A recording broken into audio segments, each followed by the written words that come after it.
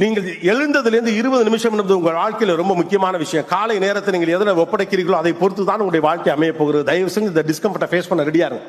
கஷ்டமா இருக்கும். காலைல எந்திரிச்சோன்னே அப்படியே திரும்ப பெட்ல படுத்துக்கலான்னு தோணும்.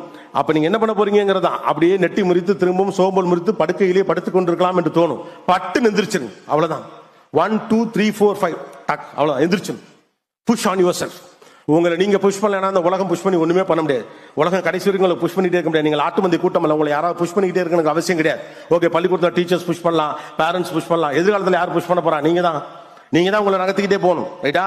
ஒரு ஸ்லைடிங்ல உட்காந்துருக்கேன். நான் ஒரு வீடியோ பார்த்தேன். ஒரு பாப்பா உட்காந்து தன் முதுகுல தானே கை வச்சு தன்னை உந்தி தள்ளி விடுவா. ஒருத்தர் தள்ளி விடுறதுக்கு அலோ பண்ண மாட்டான். நம்ம தான் வரணும். This is your own life.